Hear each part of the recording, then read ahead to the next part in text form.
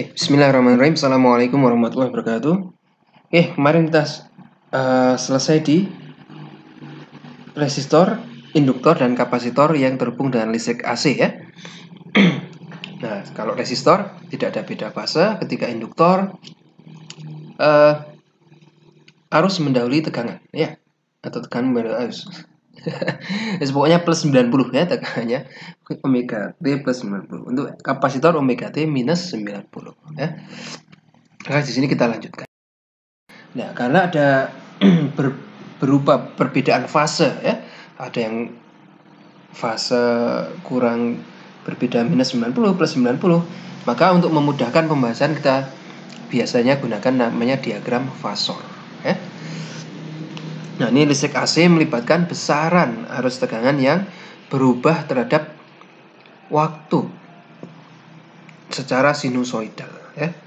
Dan ada perbedaan fase antara keduanya. Maka kita bisa memudahkan pembahasan dengan diagram fasor. Diagram fasor itu apa sih? Diagram fasor intinya untuk menunjukkan sesuatu yang berubah-ubah. Ya. Ini contohnya. Saya memiliki arus AC I maksimum. I maksimum seperti ini ya. Dan I sesaat ya. Ketika T sama dengan 0, I-nya maksimum ya. Ketika ini sudutnya di sini. Nah, ketika dia 0 derajat, berarti di sini ya. Nah, ini kita sebut sebagai I sesaat. Ini adalah I maksimum ya. Ketika 0 derajat ya I sesaatnya sama dengan I maksimum 1. Ketika 90 derajat I sesaatnya 0 ya. Karena I cos omega θ-nya 0. Nah, ini kita gunakan. Jadi ini berputar-putar sinusoidal kan. Dihasilkan oleh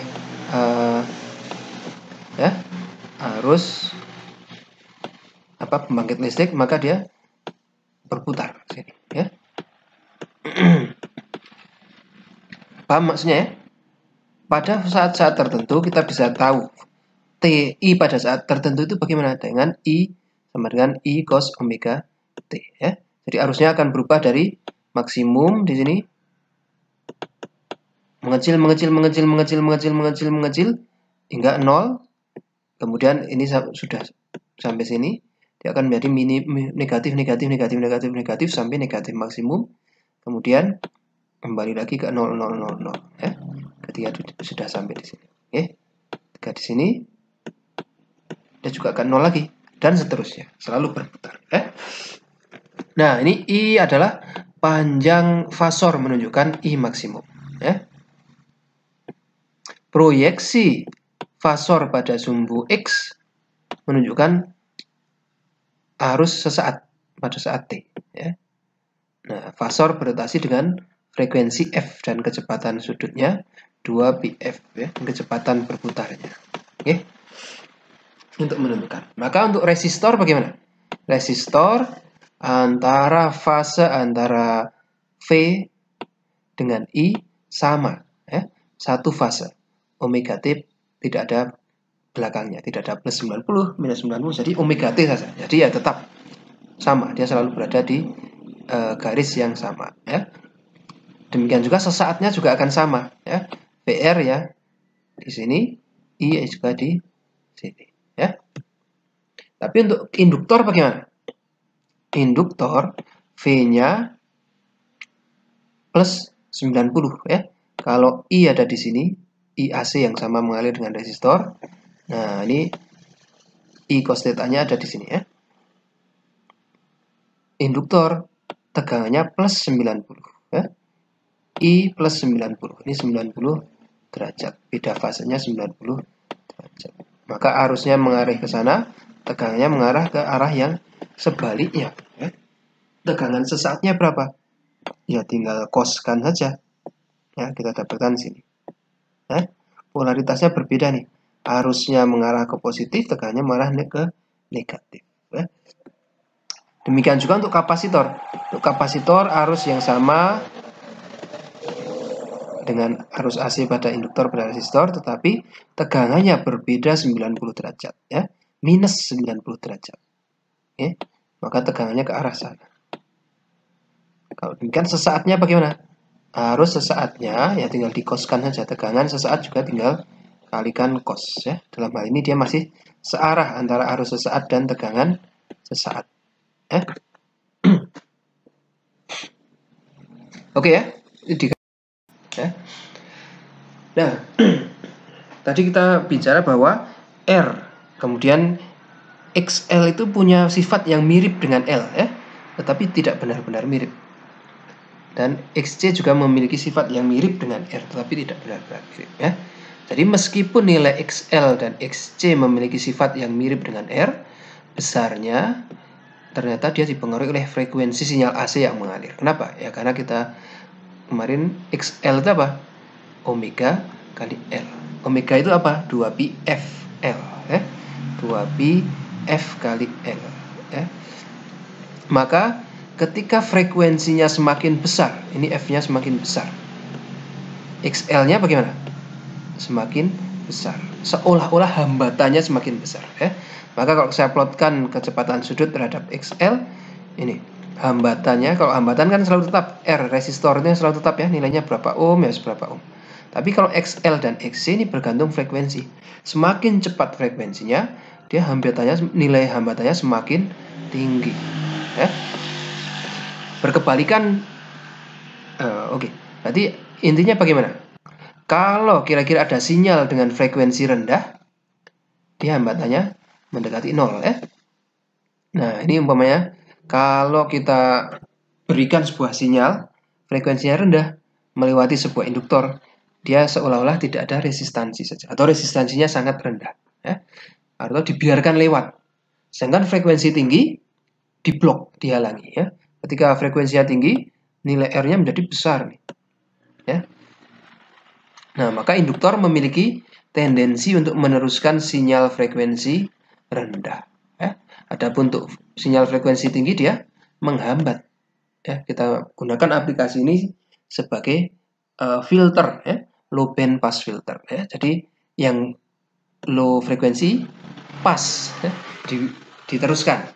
Yang high frekuensi block, tidak diteruskan. Ya. Semakin besar frekuensi sinyal, nilai kebalikannya untuk kapasitor. Karena kapasitor ini seper omega C atau kita tulis seper 2pi F ya. Jadi semakin besar kapasitans frekuensinya, XC-nya akan semakin kecil ya. Ini XC. Nah, semakin turun. Artinya apa?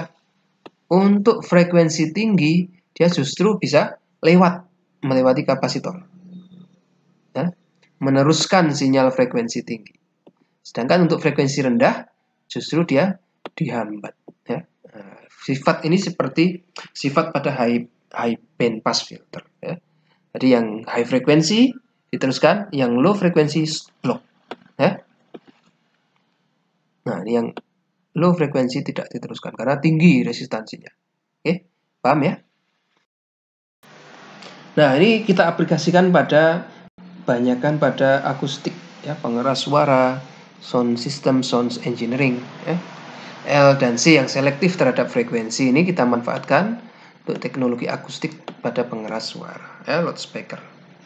Ini sudah pada tahu ya, salon loudspeaker kan speakernya ada berbeda-beda ukuran tuh ya. Ada spesialis nada-nada rendah, suara-suara ngebas ya, kita sebut sebagai woofer. Ada yang suara-suara tinggi melengking itu sebagai tweeter ya, karena frekuensi tinggi ya. Nada tinggi ya, ini frekuensinya tinggi dihasilkan oleh tweeter. Sedangkan nada rendah ngebas itu dihasilkan oleh woofer. Ada lagi yang rendah subwoofer. Maka ketika kita pasang C ya, C kita paralelkan, C dan L kita paralelkan. Yang C kita pasang ke tweeter, maka dia akan ngeblok yang frekuensi rendah, hanya frekuensi tinggi saja yang diteruskan ya. Sedangkan kalau kita pasang L di dekat woofer, maka dia akan menghambat sinyal-sinyal tegangan tinggi dan meneruskan frekuensi tinggi, menghambat sinyal-sinyal frekuensi tinggi dan meneruskan sinyal-sinyal frekuensi rendah ya.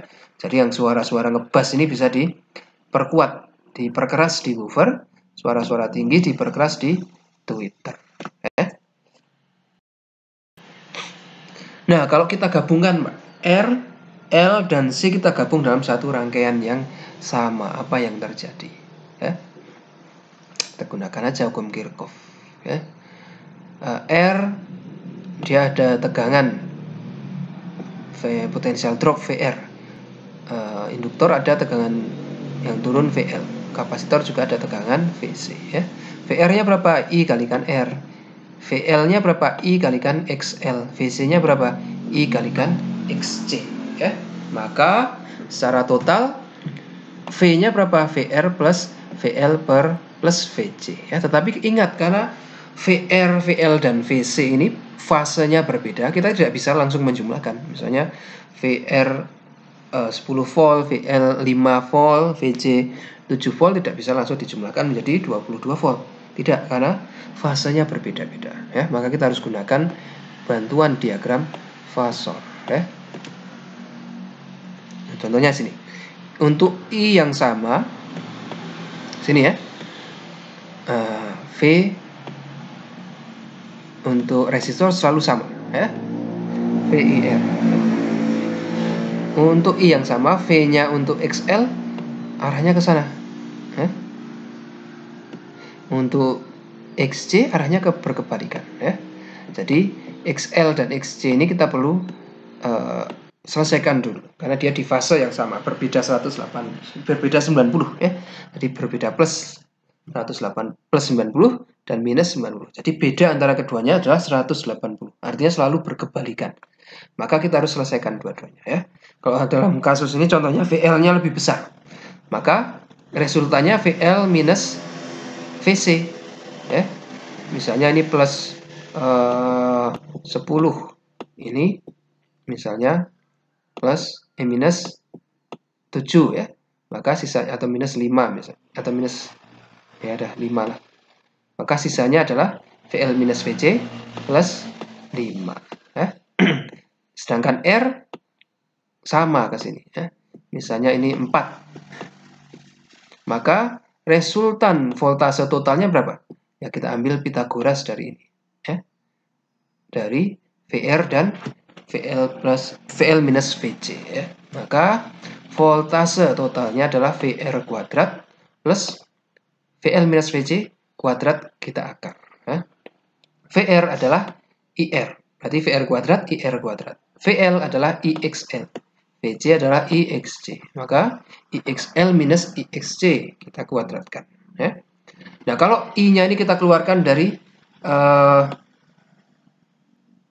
akar, maka kita dapatkan semua I keluar dari akar, ya. I kalikan akar R kuadrat plus XL minus XC kuadrat, ya. Nah, ini untuk merepresentasikan kira-kira tadi kan XC dan XL seolah-olah bersifat sebagai resistor, ya. Maka tidak bisa hanya mengandalkan resistor saja, tidak hanya bisa menghitung resistansi dari resistor saja, tapi harus memasukkan juga L dan C, ya, induktor dan kapasitor. Nah, semua term ini kita sebut sebagai, dalam listrik AC tidak murni resistansi, ya, tapi kita menjadikannya dengan impedansi, ya. Tambahnya Z, impedansi. Total R ini sama dengan, fungsinya sama dengan total R pada listrik DC, ya. Kalau listrik DC kan L dan C tidak bisa mengantarkan, ya. Nah, jadi seperti terbuka. Kalau di AC, ya kita harus take into account, ya. Maka Z kita gunakan Z instead of R. Kita sebut sebagai impedansi. Impedansinya berapa? Nah, kalau di AC, ya, bukan resistansinya berapa. Oke, sedangkan kita dapatkan theta, ya. Sekarang kita dapatkan antara I. I total yang mengalir adalah ini. Sedangkan V total di dalam rangkaian sekarang adalah yang warna hijau. Sekarang total antara I dan V di rangkaian RLC terdapat beda fase, ya. Perbedaan fase sebesar V, ya. Menunjukkan beda fase antara tegangan dan arus. ya. Berapa besarnya fasenya? Tangan theta, kita gunakan tangan theta biasanya ya. Tangan kan sisi depan. Sisi depan ini apa? VL minus VC ya, dibagi sisi miring VR ya. Nah, IXL minus IXC kali IR. Nah, I-nya bisa kita coret, dia menjadi XL minus XC dibagi R. Maka theta ya tinggal tangan minus 1 dari nilai tersebut ya. Pada saat XL lebih dari XC, misalnya pada frekuensi tinggi, sudut bernilai positif ya. Artinya tegangan mendahului arus. Pada frekuensi rendah XL kurang dari XC, sudut bernilai negatif. Artinya arus mendahului tegangan sebesar omega ya. Nah, bagaimana kalau XL sama dengan XC? Ya. Maka terjadi fenomena yang unik, kita sebut sebagai resonansi ya.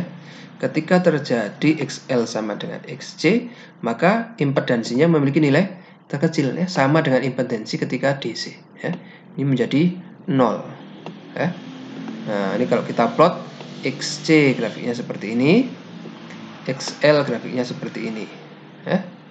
R besarnya konstan ya. Berarti penjumlahan dari XL, XC dan XL ini ya, Z ini ya. Nah, ketika XC sama dengan XL, wah kita dapatkan negatif paling kecil, nilai R sama dengan Z ya. Nah, ini kita sebut sebagai resonansi ya. Karena Z-nya memiliki nilai paling kecil, maka I yang mengalir pada rangkaian adalah yang paling besar ya. Nah, resonansi ini terjadi ketika kapan? Ya, kita sudah bahas kemarin ya. Ketika XL sama dengan C, omega L sama dengan 1/4 omega C. Berarti omega kuadrat sama dengan 1/4 LC, atau omega sama dengan 1/akar LC. Kalau kita substitusi omega ini dengan 2πf, maka frekuensi resonansi terjadi saat F sama dengan 1/2π akar LC ya. Nah, kita bisa memvariasikan besarnya L dan C ya. Maka frekuensi resonansi bisa kita tentukan ya. Nah, aplikasi ini bisa digunakan, umumnya digunakan oleh stasiun pemancar televisi dan radio ya, untuk broadcasting program ya.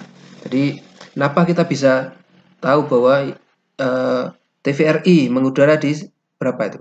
32 UHF misalnya ya, atau berapa megahertz di Yogyakarta, dan stasiun TV lain di frekuensi yang berbeda. Ini dengan mengatur L dan C-nya pada TV tuner ya. Kalau kita ubah R-nya bagaimana? Nah, ini efeknya ketika mengubah R pada rangkaian RLC ya. Semakin kecil nilai R, maka peak dari arusnya ini semakin ramping ya, semakin selektif ya. Nah, umumnya di RLC untuk tuner kita gunakan R yang kecil sehingga bisa spesifik ya. Kalau tidak spesifik, maka misalnya 31 UHF dan 32 UHF mungkin tidak bisa dibedakan ya. Nah, karena mungkin ini sinyalnya di sini, ini 32 UHF di sini. Kalau kita pakai yang 2000 atau 500 ohm. Jelas ya? Oke, untuk lebih jelasnya kita ke latihan soal.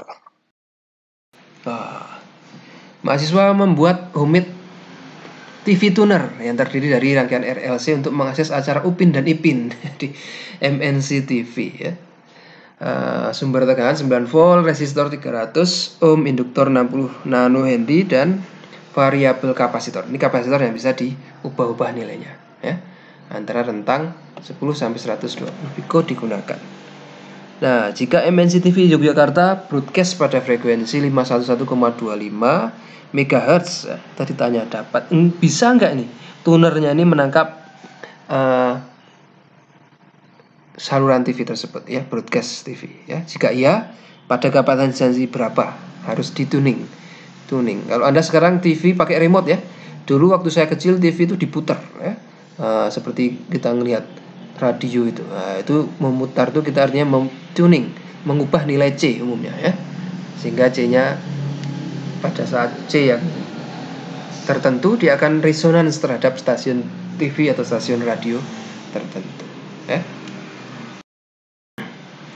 Nah, tuner dapat menangkap siaran broadcast broadcast jika terjadi resonansi antara frekuensi broadcast dengan frekuensi rangkaian RLC yang terhubung ke antena kita. Ya. Nah, resonansi terjadi saat XL sama dengan XC. Ya. Sehingga kalau tadi kita gunakan 10 piko sampai 120 pikofarad, maka ya kita hitung saja frekuensinya berapa saat kita menggunakan nilai paling rendah dan frekuensinya berapa saat kita menggunakan nilai paling tinggi. Ya. Nah, frekuensi paling atas yang bisa ditangkap adalah 1/2 2pi akar 1/2pi akar LC. Ya. Tinggal masukkan aja 2 kali pi, L-nya tadi 60 nano, C-nya 10 pikofarad. Ya. Nah, saat saya hitung kita ketemu 205 MHz kalau saya menggunakan yang kapasitas paling kecil. Ya. Kalau kapasitas yang paling atas 120 pikofarad saya dapatkan 1/2pi akar LC. Ya. 2pi, L-nya 60 nano, LC-nya 120 piko. Ketemu 188 MHz. Bisa ditangkap tidak? Belum bisa ya. Tadi mengudaranya di berapa? 511,25. Ya. Berarti belum ya. Jika tidak, berapa ukuran kapasitor yang harusnya digunakan? Ya. Maka kita gunakan aja untuk menangkap 511,25 kira-kira perlu C berapa ya? Jadi C sama dengan 1/2pf kuadrat kalikan L ya, 1/2pi frekuensi yang kita inginkan 511,25 10 pangkat 6 kuadrat kalikan L-nya 60 nano Henry. Oke, maka ketemu. Kita seharusnya menggunakan variabel resistor kapasitor dengan nilai kapasitansi 1,62 pikofarad ya. Di bawahnya ini. Mungkin kita harus pakai rating yang lebih kecil, mungkin 0,5 sampai 10 pikofarad ya. Variabel kapasitornya. Jadi kita bisa menangkap sinyal UHF, ultra high frequency ya, sekitar segitu. Oke, jelas ya. Oke, mudah-mudahan bisa dipahami. Kita cukupkan dengan hamdalah bersama-sama. Alhamdulillahirabbil alamin. Assalamualaikum warahmatullahi wabarakatuh.